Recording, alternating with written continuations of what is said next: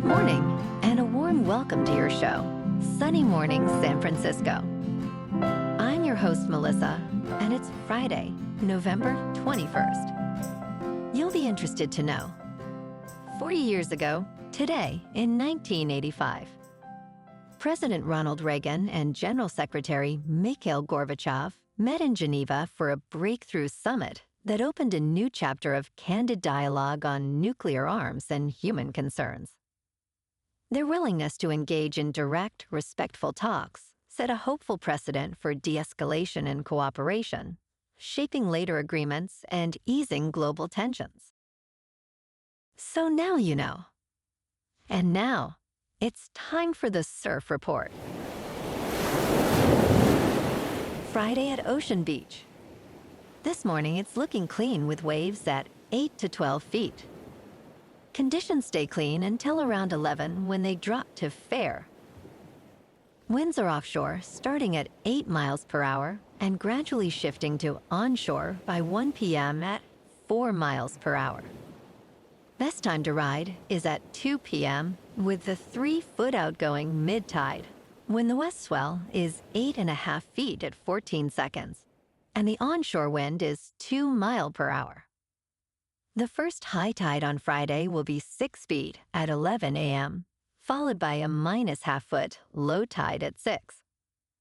The nearshore buoy in San Francisco Bar reads 58 degrees for the water temperature. Expect solid surf on Saturday with wave heights reaching 10 to 15 feet and clean conditions early. The winds shift to fair by afternoon. Sunday sees slightly smaller waves at 8 to 12 feet, maintaining clean conditions throughout the morning before becoming fair later. Monday drops further to 6 to 9 feet, with choppy conditions developing as the day progresses. This morning, it's sunny and it feels like 53 degrees with 7 mile per hour wind. The sunset will take place at 4:54, and it will rise again tomorrow at 6:59. Looking ahead in the weather. Saturday will be sunny with a high near 59 and a north-northeast breeze of 3 to 7 miles per hour. Sunday and Monday are partly sunny with highs in the mid-50s and nights around 50. Bonjour, food enthusiasts. This podcast is brought to you by Versailles Cafe and Pastries in Encinitas. Nestled on El Camino Real South, just north of Encinitas Boulevard, this cafe is a haven for culinary delights. Indulge in their amazing Eggs Benedict or their gluten-free crepes. You can grab a panini for lunch or just breeze on through to get your morning coffee. They are open every day from 8 to 5. So stop on by and don't forget to tell them Sunny Morning sent you. In local news, San Francisco officials announced Thursday they had secured a $40 million federal grant for 24 new hybrid Muni buses, replacing old clunkers in the city's fleet. Longtime riders might notice the difference: a 40-foot trunk, clean navy blue seats, and a motor that purrs. Most importantly, these modern vehicles are essential to keeping San Francisco moving, said Julie Kirschbaum, head of the city's municipal transportation agency. The funding comes as Mayor Daniel Lurie presses for a parcel tax measure to spare the city's transit system from a death spiral. Muni currently faces a $307 million annual budget deficit that could balloon to $434 million in 5 years.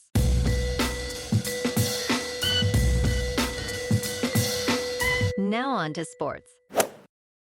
Number 16 Southern California visits number 6 Oregon in a marquee matchup with college football playoff implications. Southern California must overcome its road challenges against Oregon to secure a playoff spot.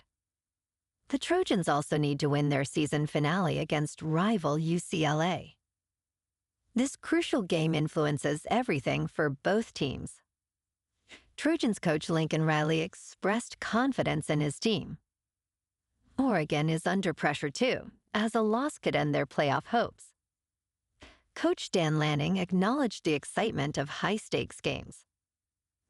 And over to pro football. Houston's dominant defense sacked Josh Allen 8 times, and Kellen Bullock forced 3 turnovers, with his second interception sealing the Texans' 23-19 win over the Buffalo Bills on Thursday Night Football.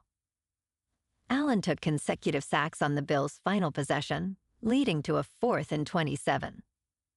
Davis Mills threw for 153 yards with 2 first-half touchdown passes to help the Texans improve to 6 wins and 5 losses. Cook rushed for 116 yards and a touchdown, marking his 3rd consecutive 1,000-yard season. The Texans regained the lead with an 8-yard touchdown pass just before halftime. In local sports, the Golden State Warriors, with a record of 6 wins and 9 losses, face off against the Portland Trail Blazers, who hold a record of 9 wins and 8 losses, in an NBA Cup in-season tournament matchup on Friday at 10 p.m. Eastern Standard Time. The Warriors have an impressive 8 wins and 4 losses in Western Conference games, while the Trail Blazers have gone 6 wins and 6 losses against conference opponents. In their last meeting, the Trail Blazers won, winning 139-119 on October 25th. Jrue Holiday leads the Trail Blazers, averaging 16.7 points, while Jerami Grant impressively averages 33 points over the last 10 games. In top news, flying without a real identification could cost you $18 and require a trip through a new screening process. The Transportation Security Administration announced a new biometric kiosk system for travelers without real identification, charging $18 for 10 days of airport security access. Facial recognition technology will verify identity, though security clearance is not guaranteed, and additional screening may still occur. Travelers could be subject to this new airport security screening program without a real identification or passport. It remains unclear when the new system and fee will be implemented. The Transportation Security Administration is working to ensure security and efficiency at checkpoints.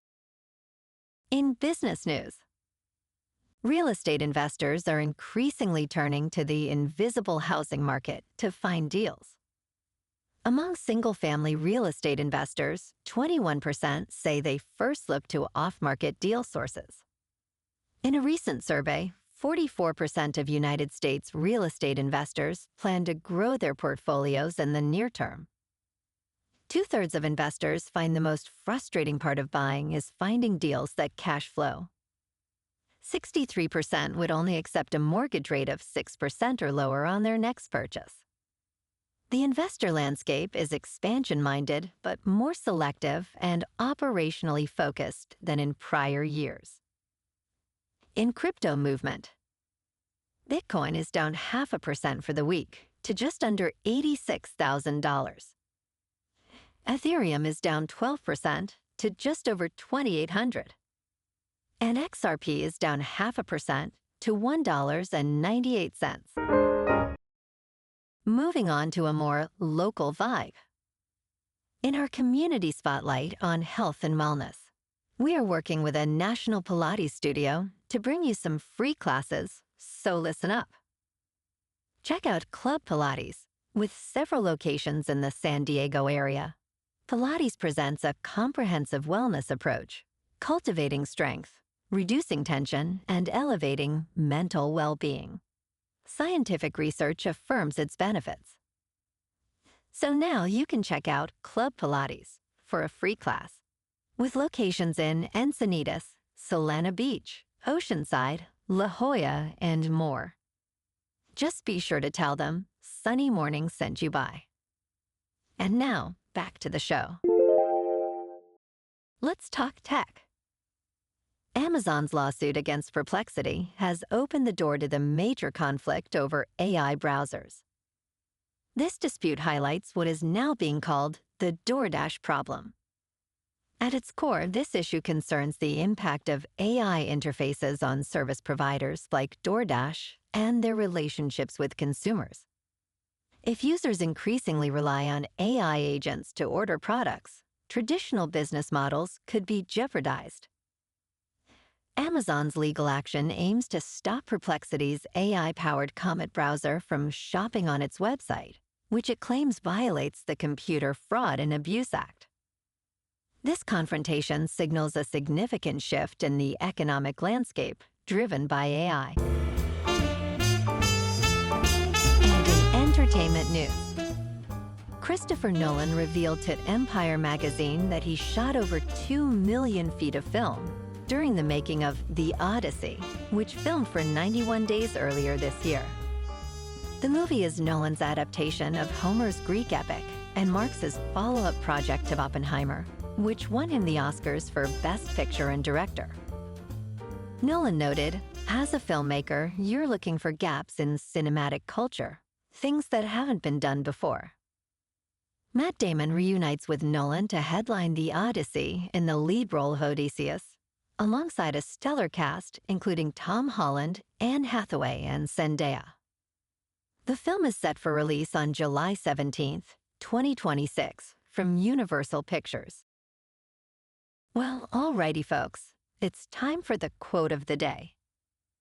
And today, our quote comes from the American diplomat and Nobel Peace Prize laureate, George C. Marshall.